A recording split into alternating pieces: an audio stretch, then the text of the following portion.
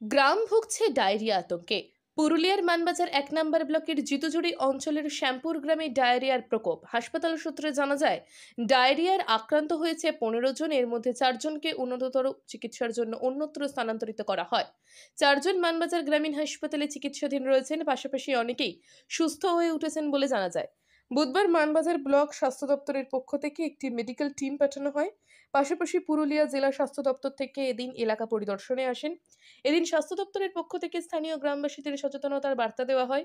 এদিন এলাকা পরিদর্শনে আসেন জেলা স্বাস্থ্য দপ্তরের পক্ষ থেকে মহামারী বিশেষজ্ঞ সতীনাথ ভূঁইয়া, মানবাজার গ্রামীণ হাসপাতালের চিকিৎসক ডক্টর ভাগবত মাহাতো সহ স্বাস্থ্যকর্মীরা। মানবাজার ১ নম্বর ব্লকের শ্যামপুর গ্রামে একটা ডায়রিয়ার প্রকোপ দেখা দিয়েছে। পরিদর্শনে যে গিয়েছিলেন, কি বলবেন? হ্যাঁ, আমরা আজকে 11টার সময় গেছিলাম আর কি। মানবাজার থেকে আমি ছিলাম, আমাদের পিএইচএন দিদিরা ছিলেন, আমার এএনএম বা সিএইচও স্টাফরা ছিলেন, ডিস্ট্রিক্ট থেকে এসেছিলেন আর কি।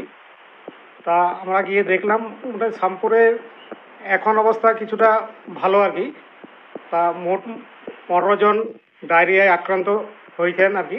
তার মধ্যে 4 জন বর্তমানে মানবাজার গ্রামীণ হাসপাতালে ভর্তি আছেন, 4 জন পুরুলিয়াতে ভর্তি আছেন, মানে বাকিরাও কি এখন বাড়িতেই আছে? বাকিরাও বাড়িতে আছে এবং তারা মোটামুটি সুস্থ আছেন। আমরা গিয়ে যা দেখলাম তাতে ওনারাকে যেটা দেখলাম আর কি, গ্রামে যেটা লোকজন ব্যবহার করেন, ডোবা বা পুকুর ব্যবহার করেন, ডোবার জল খারাপ আছে, সেটা যদি ওনারা মুখ ধোয়ার ক্ষেত্রে কি থালা বাসন ধোয়ার ক্ষেত্রে ব্যবহার করেন, আমরা তাদেরকে সেটা বারণ করলাম।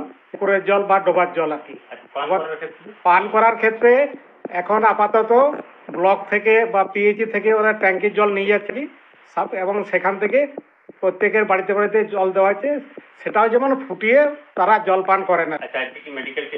এখন প্রত্যেক দিনই মেডিকেল টিম যাচ্ছে এবং সাব সেন্টারের ওখানে সেকেন্ড এএনএম আছেন, আশা আছেন এবং সিএইচও আছেন আর কি। তারা প্রত্যেক দিন দুবেলা করে ভিজিট করছেন। আর গ্রামের লোকদের, জনগণের প্রতি একটাই আবেদন, এই সময় আপনাদের শীতকাল, এই সময় অনেক সময় ডায়রিয়া হয় আর কি। আর তাছাড়া এখন তো পিঠে পরব একটা চলছে, বাদনা পরব উপলক্ষে, সেটার জন্য বলবো বাসি জিনিস যেমন না খায়, টাটকা জিনিস খায় যেমন, আর ওই যে জলের ব্যবহার যেমন সঠিকভাবে করে, ডোবার জলে যেমন মুখ না ধোয় এবং সঠিক জল পান করেন, নলকূপের জল কি ফুটিয়ে খান এবং যে সাপ্লাই দিচ্ছে ট্যাঙ্কি জল সেটাও যেমন একটু ফুটিয়ে খান। টাটকা খাবার খাবেন, শৌচালয় করার পর সাবান দিয়ে হাত ধোবেন এবং খাবার আগে প্রত্যেকেই যেমন সাবান দিয়ে হাত ধোয় এবং থালা বাটি গ্লাস নলকূপের জলে ধুয়ে তারপরে সেটাতে খাবার খাবেন। মানবাজার থেকে অমরেশ দত্তের রিপোর্ট, সংবাদ বাংলা 24x7।